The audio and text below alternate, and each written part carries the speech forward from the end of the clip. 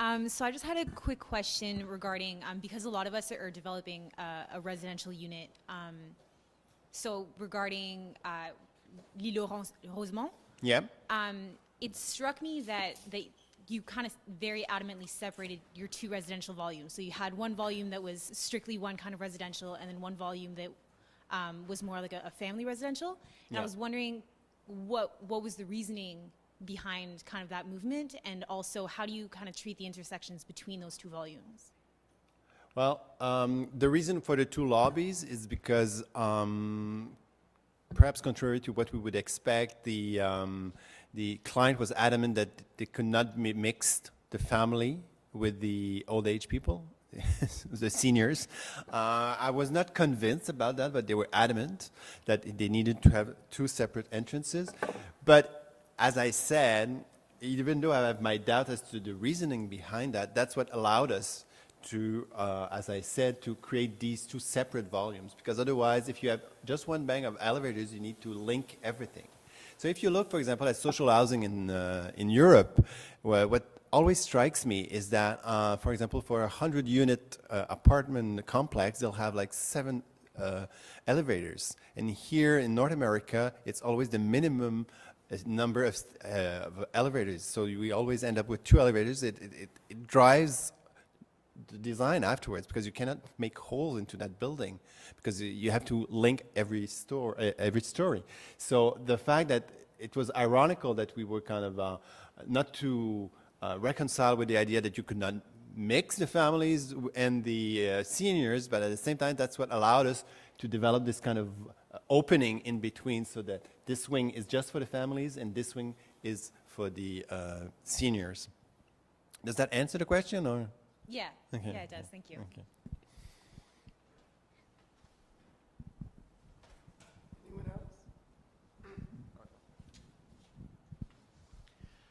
Hi. My question is more like, in terms of the city of Montreal itself. I found it very interesting when you presented the project that was in the plateau where they used the blue brick, and then you said that people responded by saying it was a bit too contemporary. That just makes me wonder, do you think that the city of Montreal is very conservative in terms of its architecture? How do they respond to new and contemporary designs? I mean, Place des Arts for me is pretty much, it's very contemporary and people find it very successful, and it is very successful. But when it comes to residential areas, when we're trying to introduce new materials or new volumes or new forms, people tend to say it's too contemporary or it's too new. What do you think of? Yeah, I would say that the case of the Bain-l'Évêque is very specific to its location and to the period it occurred. I think the neighborhood at that point was kind of split between newcomers and people living in the area, and it's also it's not that difficult to get 100 people to sign a petition and haven't seen no drawings. That's what had happened, you know, no drawings being circulated. Just somebody said, I've seen, or I've went to the city and this is much too modern. So, so basically the opposition was from lack of communication, basically. So I wouldn't say in general the city is conservative. No, I don't think so, not more than, and in fact they're more enlightened in some ways. I find that now the city administratively is very fragmented. We have what must be like 20 arrondissements, which are neighborhoods, and each has its own mayor. And so the kind of opening towards contemporary architecture changes a lot, however, from one neighborhood to the other. But no, I would say that, and that's why I mentioned the Bain-l'Évêque, because it seems to me that that was kind of a turning point. You know, it's no longer as easy to just object to a project, just saying it will be too modern. There's too many examples that have been built since the last 20 years that we can always relate or invoke that precedent. And this is a precedent that's often mentioned. And also you were mentioning the brick, which is kind of, I would say it's a black brick, but not a blue brick, but it's an iron manganese brick. And that's interesting also, because that was the second instance that a project was using that brick in Montreal. And we managed to get it through because some houses around the bath, the pool, had painted their brick dark gray, and we said, well, this is kind of contextual, you know. It's and it became extraordinarily popular. It's a very nice brick. It reacts with the light magnificently. It changes when the light is on or not, and it's become, you know, kind of conspicuous now in residential project in Montreal because architects like the contrast. There's a connotation of modernity, of contemporaneity, and it's so very often you'll see that brick in Montreal. And I would say that one thing that has changed a lot in the last 20 years is that in terms of housing, it has improved a lot. You know, promoters now are doing okay project, whereas before they were just doing like copies of or very basic or unimaginative design. Now I think there's at least the answer, the construction boom, but also the buying boom of condos has proven that there was a clientele, there was a niche for that. So, how early did your firm's work start to take on commissions for public buildings, and why did you pursue that? yeah.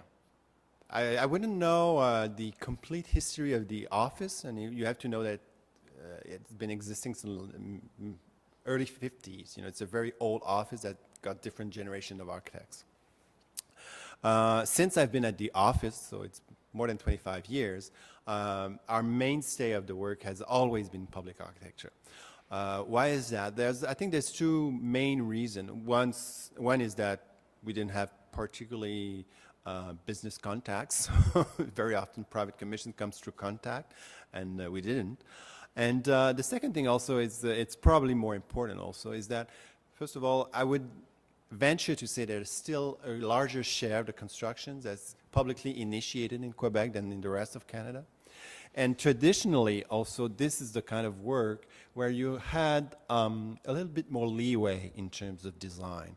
There were usually it's work that you have to report to a committee, and very often nobody will want to say, well, I don't want this, just on their own instinct, whereas they're just representatives as opposed to being the person who pays for it. So I think there's a bit of a arm's length, a bit more and more respect for the architects. So if I would say, you know, if I look around and I look at the 20 very good or good architectural firms in Quebec, I would say they mostly work into public, doing public commissions. I don't know if what you would agree, Marie-Paul, but that's the way I perceive it. And so if you wanted to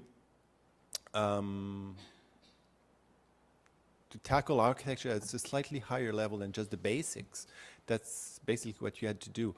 The downside is that very often the budgets are not very good. So I think that's one reason also perhaps we've come to do much more straightforward projects, less detail-oriented, for example, than the McCord was, for example, because very often when you have to choose, well, it's a big idea that gets built and not the finicky details or the nice details that you would love to do but just don't have the money to do. Answer the question of, I guess there's a tradition of competitions in Quebec. There's definitely not just a tradition of competitions, there's a tradition of a kind of public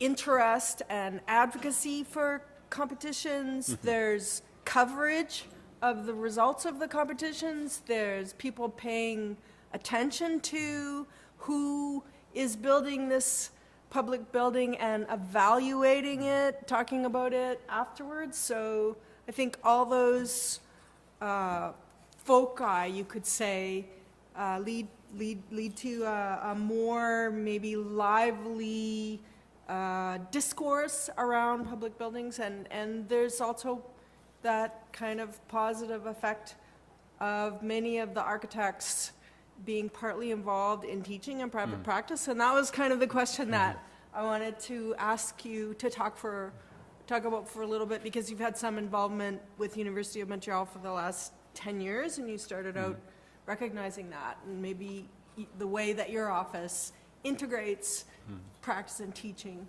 Yeah.